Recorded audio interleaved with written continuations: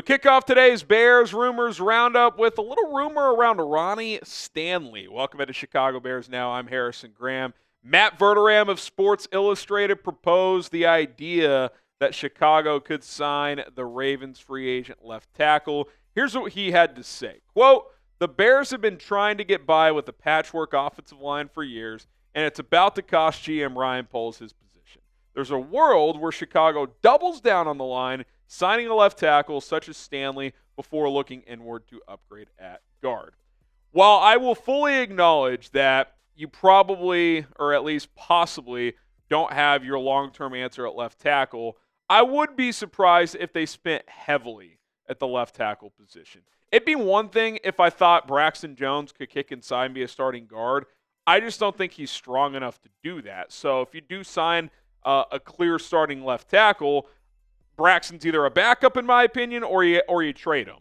And given his injury recovery, trading him, you're probably not going to get a lot of value considering he's in the last year of his rookie deal. Now, that being said, Ronnie Stanley would clearly be an upgrade. Now, he is older and has some injury history, but when he's right, I think he's one of the 8 best left tackles in the NFL. He's probably not quite what he was before those injuries a couple of years ago, but he bounced back this year, played all 17 games, was still really, really good. I will say this, with Trey Smith out of the picture, they could throw big money at a Ronnie Stanley. They absolutely could. They have about $80 million in salary cap space. They could throw big money at him. They could throw big money at a different position. If they want to do it, they can. It's just, even if you do it, you're not really adding a new starter because, again, Braxton Jones probably isn't playing guard for you. So I'd be surprised, but they absolutely could. Now, here's Eric DeCosta from the NFL Combine. We were able to clip his press conference here, and he was asked about the idea of if Baltimore is going to re-sign Ronnie Stanley. Well, Ronnie and I did a deal the last time, so that's great. He and I have a good friendship. We've known each other for a long time. He's got a great agent in Kim Miale. Never want to say 100%, but I feel good that we'll have a good, healthy debate, a good process. We're going to meet with Kim in Indy this week, and I'm optimistic that we'll be able to get a deal done. And if you kind of think about it, too, I mean, it's kind of like Trey Smith with the Chiefs. Is Baltimore going to let him go? I get the injury history. He is a little bit older at 30, but they're trying to break through. They're trying to get to the Super Bowl. They're trying to chase down the Chiefs and compete with Buffalo, et cetera. If they lose Ronnie Stanley, they got to get a left tackle, and they're not picking high enough in the draft. So I feel like they're going to bring him back. If he hits the market, should you gauge his market? Yeah, again, he would definitely be an upgrade, but I think the interior is where the Bears are going to look to attack bigger dollars than left tackle. But like Ryan Poles said, they'll probably find some competition for Braxton Jones, whether it is in free agency or in the draft. Would you pay Ronnie Stanley big money, north of $20 million per year, probably on a 2 or 3 year deal? I would think 2 for 45, 3 for 60 something like that. Type Y for yes, type in for no. I don't think they'll do that. Again, I'm not completely against it, but I just think the interior offensive line and, quite frankly, your defensive line as well is a bigger need than left tackle at this exact moment. Okay, is Ben Johnson targeting a running back? Some chatter from the NFL Combine suggesting that the Bears do want to draft a running back. Not exactly rocket science. I think we all know they would like to do that. U Stadium had this scoop that shouldn't surprise anybody, but Ben Johnson, the Bears staff, have been very active amongst the top of this running back class. We know for a fact as of filming this, it's probably more, but that they have already met with Ashton Jeanty out of Boise State and Omarion Hampton out of North Carolina. Probably the 2 top running backs in this draft, for sure the top one in Jeanty, who obviously is coming off a spectacular career and a historic season for the Boise State Broncos. In a normal year, probably would have won the Heisman Trophy, but Travis Hunter just did something we've never seen before, playing over 100 snaps a game for Colorado on both sides of the ball. I tweeted this out on Friday, and I'll say it again right now. Gut feeling, I think the Bears really like Jeanty. And I got hit with a few replies on Twitter. Well, duh, he's the best running back in this class. But what I mean is, I think they really like him. Like, he's one of the guys they're going to consider at 10. That's the feeling I get. I get the feeling that they want to fill some gaps on the offensive line in free agency, at least enough to have the flexibility to take this kid at 10 if they want to.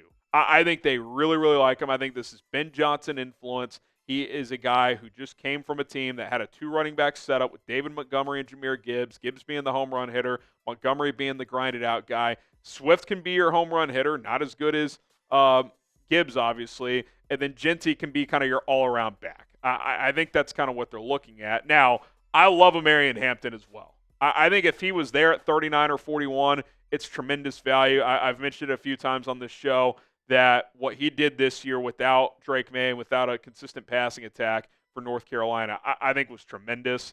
Absolutely fantastic year against stat boxes. Same with Jeanty at Boise, quite frankly. I mean, these guys were facing 7, 8, 9-man boxes and producing consistently. So I like them both. I'll throw a little hypothetical at you. What would you rather do?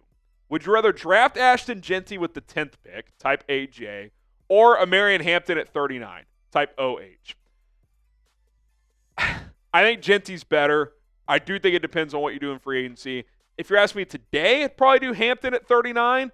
But if you shore up that offensive line, I do think there's a gap between Hampton and Jeanty. I think Jeanty is a better player. So, I'll put it this way. I think a couple backs after Hampton are closer to Hampton than Hampton is to Jeanty, like Caleb Johnson, Quinshon Judkins, a couple other guys. But I do really like Hampton, and it's obviously 29 picks later. You could get a trenches player at 10 potentially. You let me know. AJ for Jeanty at 10 or OH for Hampton at 39.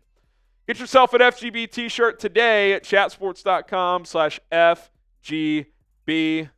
Get a shirt right now. If you hate those fraudulent Packers who have less wins in 2025 than the Bears do, get yourself a t-shirt. Link is in the comments and description. chatsports.com/FGB. All right, I kind of wanted to just talk, excuse me, quarterback carousel. Stafford's staying in L.A. He and the Rams worked out a new deal on Friday to keep him for at least 2025. I think QB movement affects every team. Obviously, like quarterback leaves the division or conference, or a new quarterback comes into the division, all that stuff. Let's just kind of bounce around here. So obviously the Rams are keeping Stafford.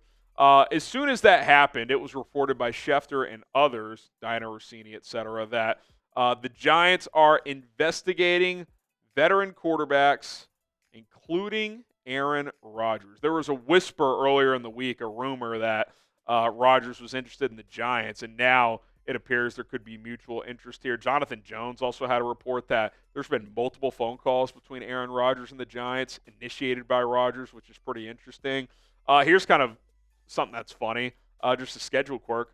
Bears host the Giants next season. Aaron Rodgers back at Soldier Field one more time. That's certainly an interesting angle as well. So I'll be curious to see where Aaron ends up, because a lot of people thought had they moved Stafford, that being the Rams, then Rodgers would have been a stopgap option for Sean McVay in L.A., but obviously that's not going to happen anymore. So the Giants enter the fray there. Maybe the Steelers, although I think the Steelers are going to re-sign Russell Wilson. There's been a lot of buzz about that. And then also, what about Sam Darnold? That directly impacts the division, obviously, right? There's reports that the Raiders and Giants are interested in signing Darnold. They were both in on Stafford, obviously. And I do wonder, what do the Vikings do here? Do they franchise tag him, try to trade him? His tag number is $40 million. So I think you would only tag him if you felt good about pulling a trade off. Because if not, then you're on the hook for $40 million if Darnold signs that franchise tag. So we'll see what happens on that front as well. Could Tennessee enter the fray? There's been some chatter they could be willing to trade down, so maybe they would sign Darnold to a multi-year deal. I do think the Titans for Darnold makes sense. I don't think the Giants make that much sense. You're picking at 3.